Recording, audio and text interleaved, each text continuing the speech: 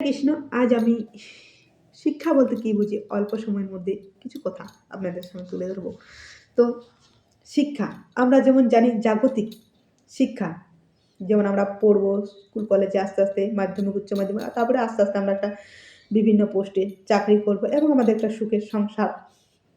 তো আমাদের ধর্ম বিষয়ের আমাদের তো কিছু পড়ারও প্রয়োজন নেই এবং জানারও প্রয়োজন নেই। ধর্ম বিষয়ে সেটা আমরা একটা যাবো, মন্দিরে যাবো, একটু পুজো দেবো কিংবা সেখানে আমরা যাই কিসের জন্য? মানদের জন্য। কিছু পাবো।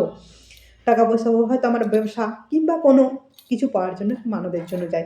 মন্দির সাধারণ এই যে বিগ্রহ আছে, বিগ্রহ সাধারণ একটা পাথর, এটা মনে হয়। কারণ তাদের মধ্যে এই পারমার্থিক জ্ঞান নেই। লেখাপড়া জাগতিক যেমন লেখাপড়া মাধ্যমিক, উচ্চ মাধ্যমিক আস্তে আস্তে হাই লেভেলে যান, সেরকম কিন্তু পারমার্থিক দিক থেকে কিন্তু আমাদের লেখাপড়া করতে হবে। সেখান থেকেও আমাদের লেখাপড়া করতে হয়। আছে তো ৪টা বেদ, ১০৮ উপনিষদ এবং ১৮টা পুরাণ। তো কলিযুগে এত গ্রন্থ পড়া কারোর সম্ভব নয়। সেক্ষেত্রে আমাদের গীতা আর ভাগবতম শ্রী চৈতন্য মহাপ্রভু সেটার উপর জোর দিয়েছেন।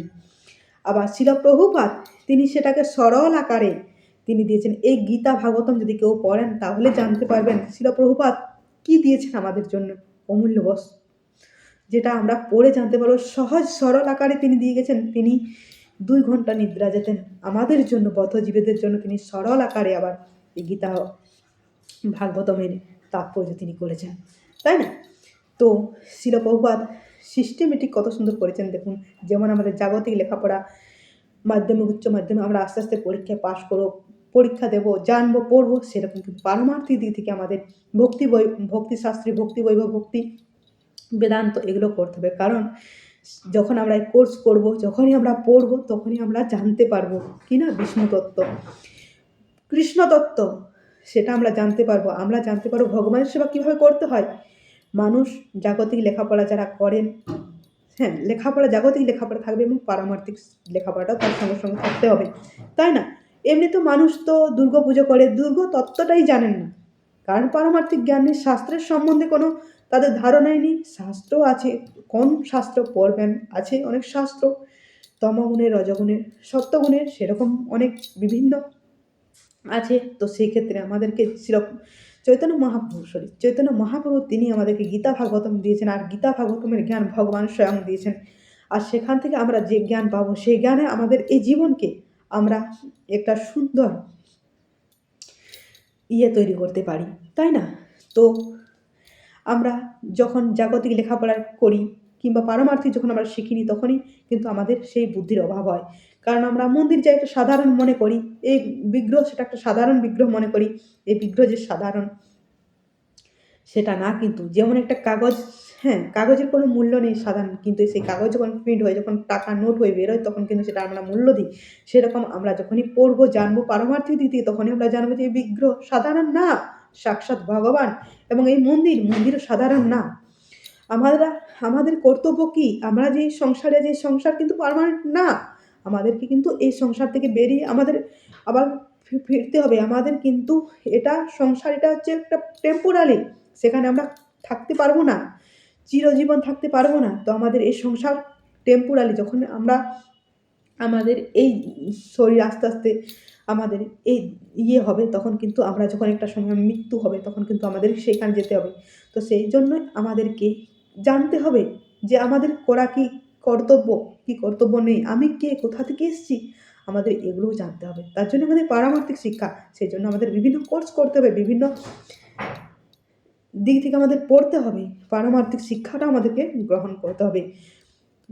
পারমার্থিক শিক্ষা, সেখানে আমাদের ভক্তিশাস্ত্রী করতে হবে। গীতার উপর আমাদেরকে জানতে হবে। ভাগবতম ভক্তি বৈভব, সেটা তো আমাদের ভাগবতমের উপর জানতে হবে সেখানে কি আছে। আমরা আমাদের এই যে জীবনটা পেয়েছি, সেটা হেলা হারানোর জন্য নয়, আমাদের দুষ্কর্ম করার জন্য নয়।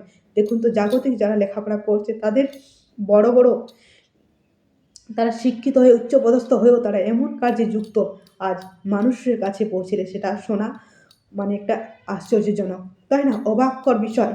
তারা বিভিন্ন ঘুষ এবং বিভিন্ন কার্যে শিক্ষিত ছেলেমেয়েরা যুক্ত, তাই না? আরও যখন পারমার্থিক জ্ঞানটা থাকবে, তখন সেই সেই ছেলেমেয়েটার মধ্যে কী চেতনাটা থাকবে দেখুন। আবার যারা জাগতিক লেখাপড়া, তাদের মধ্যে যে মন, বুদ্ধি, অহংকার, সূক্ষ্ম সেই জ্ঞানটা তাদের মধ্যে থাকে না, তাই না? তো যখনই এই পারমার্থিক শিক্ষা আমরা লাভ করব, যখনই পারমার্থিক বই আমরা পড়ব, তখনই আমরা জানতে পারব, তাই না? তো শিলা প্রভুপাদ পুরো বিশ্ব জুড়ে আজ কৃষ্ণ ভাবনামৃত তিনি প্রচার করছেন। তাই সকলেই কৃষ্ণ, তাই সকলেই ধর্মের পথে ধর্ম করুন এবং শিলা প্রভুপাদ যে তিনি আমাদের দিয়েছে সেটা আমরা গ্রহণ করুন, সেটা গ্রহণ করুন, তাহলে আমরা বুঝতে পারবো, তাই না? তো শিক্ষিত যারা পারমার্থিক দিক থেকে আছেন, পারমার্থিক জাগতিক লেখাপড়া করেও তারা পারমার্থিক যারা যুক্ত, তারাও কিন্তু দেখুন অনেক ভক্ত, ডাক্তার, আরও অনেক উচ্চপদস্থ আছে, কিন্তু তাদের চেতনাটাও দেখুন, তারাও শরীর ফিট থাকবে সেই জন্য তারাও লিখছেন, এবং শরীর সাথে সাথে আমরা যে সুখে থাকবো, আমাদের মন সব কিছু কি না একটা মনও শান্ত থাকবে, সেই জন্য আমরা একটা ইয়ে পাই। আর জাগতিক দিক থেকে দেখুন, ডাক্তারের কাছে যাবেন, আপনাকে একটা প্রেসক্রিপশন দেবে, আপনার কি শুধু আপনাকে মাছ মাংস খাওয়ার কথাই লিখবে, আর তাতে আপনার শরীরও সেরকম ফিট হবে না। আপনি দেখুন তো হসপিটাল যেগুলোতে কোটা মানুষ ভক্তরা লাইন দিয়ে আছে, তাই না? কারণ সেখানে জাগতিক যারা লেখাপড়া করছেন, জাগতিক স্বীকৃত মানুষ, এরকম মানুষ সবাই সেখানেই লাইন দিয়ে আছে, তাই না?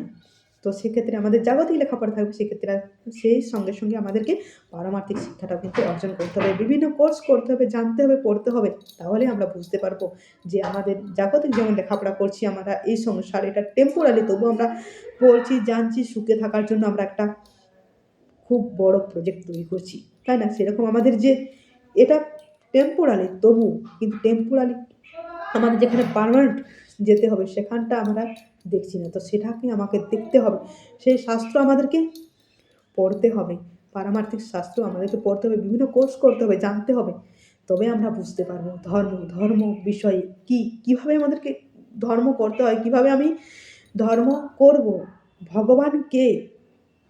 তো শিল প্রভুপাদ সেটাই আমাদেরকে সরল আকারে দিয়েছেন, বিষ্ণু তত্ত্ব, এবং যখনই আমরা এই পথে আসবো, ধর্মপথে আসবো, তখনই আমাদের এই জীবনকে আমরা মনুষ্য জীবনের সফলতা লাভ করতে পারবো। তো আজ এই পর্যন্ত, পরবর্তী আলোচনা পরের ভিডিওতে নিয়ে আসবো। হরে কৃষ্ণ।